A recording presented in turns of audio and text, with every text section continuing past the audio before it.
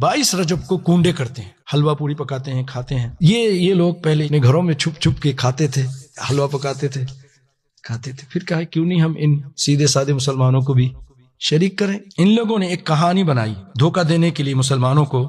وہ کہانی بعد میں اس کو ریاست رامپور میں امیر مینائی لکھنوی کے فرزند خورشید احمد مینائی نے رامپور سے منشی جمیل احمد جمیل کی منظوم یعنی نظم کہانی داستان عجیب چھپوا کر رامپور میں عام طور پر تمام مسلمانوں میں تقسیم کرایا۔ کون سے؟ سن 1906 میں۔ کہانی میں کیا کچھ ہے اس نظم میں، آئیے آپ کو وہ میں بیان کرتا ہوں۔ جو افسانہ ہے کہ مدینے میں ایک لکڑہارا رہتا تھا، بہت غریب تھا، بہت اس نے کوشش کی کہ کسی طرح امیر ہو جائے، حالات درست ہو جائیں، لیکن اس کے حالات اچھے نہیں ہو رہے تھے۔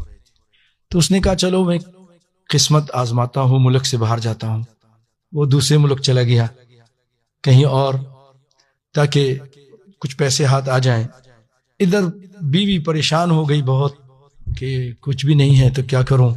چلو جو وزیر آنی تھی، وزیر کے گھر میں وزیرانی، اس سے جا کے بات کی۔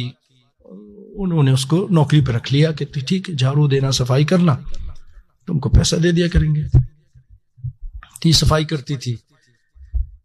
ایک دن اسی طرح صفائی کر رہی تھی تو گلی سے جناب امام جعفر صادق رحمت اللہ علیہ گزرے، اپنے ساتھیوں کے ساتھ تھے۔ آپ ٹھہر گئے اور آپ نے لوگوں سے پوچھا آج کون سا دن ہے؟ تو لوگوں نے کہا آج 22 رجب ہے۔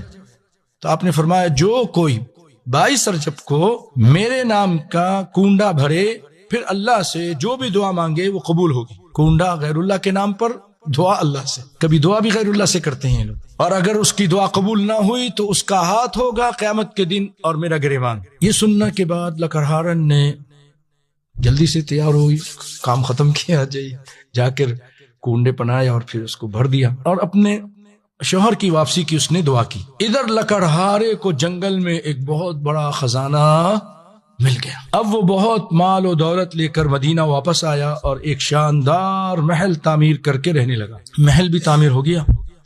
ایک دن وزیرانی صاحبہ اپنے محل کے اوپر چڑھتی ہیں، اوپر سے دیکھتی ہیں تو ایک تو بہت اونچا دوسرا محل ہے جو آسمان سے باتیں کر رہا ہے۔ انہوں نے اپنی کنیزوں سے پوچھا بھئی یہ کس کا محل ہے؟ تو کنیزیں تو ایک دوسرے کی سہیلی ہوتی ہیں نا، انہوں نے کہا یہ تو وہی نوکرانی ہے جو ہمارے یہاں کام کرتی تھی آپ کے ہاں، یہ اس کا محل ہے۔ کہا اس کو بلاؤ جلدی سے۔ بلایا گیا۔ ہاں بھئی یہ کیا ماجرا ہے؟ کہا یہ سارے کنڈے کی برکت ہے، کنڈے بھرے تھے میں نے امام جعفر صادق کے، سارا قصہ سنا دیا، اس کی وجہ سے یہ ساری برکتیں ہوئی ہیں، اور میرا شوہر آیا ہے، بہت پیسے لے کر آیا، خزانے لے کر آیا ہے، تو اس سے ہم نے یہ محل بنایا۔ تو اس نے کہا نہیں نہیں نہیں، یہ سب بکواس ہے، جھوٹ ہے، تمہارے شوہر نے کوئی ڈاکہ ڈالا ہے، چوری کی ہے، یہ مال لے کر آیا ہے۔ کنڈے کا انکار کر دیا۔ جیسے اللہ کا عذاب نازل ہونا شروع ہو گیا، چھوٹے وزیر نے بڑے وزیر کے خلاف غبن ثابت کر دیا، یہ وزیر صاحب تو چور ہیں، یہ دیکھو حساب کتاب میں۔ بادشاہ نے جب دیکھا واقعی وہ تو بالکل ایسے ہی چور لگ رہا تھا حساب کتاب میں، بادشاہ نے اس کو وزارت سے معزول کیا اور اس کے بعد اس کو جلا وطن کر دیا، یعنی اب تم یہاں سے دفع ہو جاؤ۔ اب یہ دونوں میاں بیوی جا رہے تھے، راستے میں ایک جگہ کہیں تھوڑے سے کوئی جیب میں ہوں گے سکے مکے، تو اس سے جو ہے انہوں نے وہ خرید لیا، پوٹلی میں باندھ لیا کہ کہیں بھوک لگی کہ چلو کھائیں گے۔ ادھر بادشاہ کا جو شہزادہ تھا بیٹا، وہ کہیں شکار کے لیے صبح گیا تھا، اب شام ہو گئی واپس نہیں آیا، سب لوگ پریشان، بادشاہ تو زیادہ پریشان، کہاں ہے میرا بیٹا؟ وزیر نے کہا حضرت جان کی پناہ چاہوں تو عرض کروں، جیسے کہانی میں کہتے ہیں، بادشاہ سلامت۔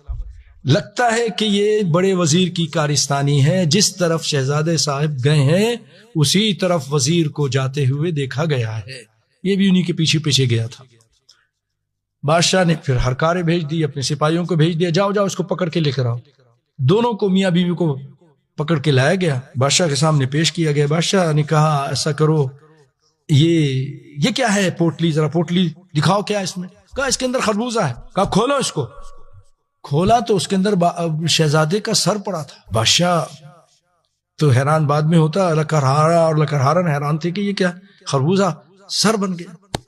بادشاہ بہت غضبناک ہوا اور کہا کہ ان کو جیل میں ڈال دو اور ان کو صبح پھانسی دیں گے.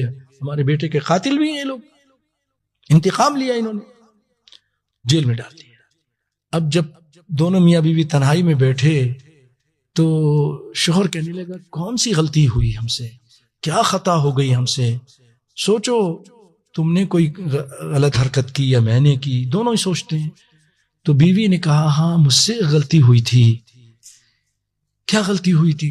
لکڑہارن کے قصہ بیان کر دیا اور کہا میں نے اس امام جعفر صادق کے کنڈے کا انکار کر دیا تھا. کہنے لگے ارے بڑی مانوس, یہ تو بہت بڑی خطا کی تو نے امام جعفر صادق کے کنڈے کا انکار کر دیا, تبھی تو اتنا بڑا عذاب آ گیا, وزارت بھی گئی, جلا وطن بھی ہوئے, پھر واپس لا کے اب صبح ہم قتل کر دیے جائیں گے. چلو اللہ سے معافی مانگو. اب دونوں ساری رات توبۃ اللہ کرتے رہے, معافی مانگتے رہے ہیں. اللہ کا کرنا ایسا ہوا کہ صبح تڑکے شہزادہ آ گیا زندہ صحیح سلامت. اب بادشاہ, اب حیران ہونے کی باری تھی بادشاہ کی, یہ کیا یہ زندہ ہے؟ تو پوٹلی میں کیا ہے؟ بلاؤ دونوں کو. بلایا گیا. یہ کیا ہے پوٹلی میں؟ کھولو اس کو. پوٹلی کھولی گئی تو اس میں تو سر تھا. ابھی خربوزہ ہے, پہلے سر تھا. کہا ماجرا کیا تم بتاؤ. کہا بات یہ ہے, یہ ساری میری بیوی کی غلطی ہے. وہ کل لکڑہارن آئی تھی, اس نے سارا قصہ بیان کیا اور کہا ایسا ایسا. تو اس نے کہا نہیں, یہ تیرا شوہر چور ہے, کنڈے کی کوئی برکت نہیں ہوئی ہے, اس کی وجہ سے نہیں ہوا ہے, تو یہ عذاب آیا ہے. بادشاہ کے بات سمجھ آ گئی. بادشاہ نے اس کو دوبارہ وزیر بنا دیا اور چھوٹے وزیر کو اب جلا وطن کر دیا.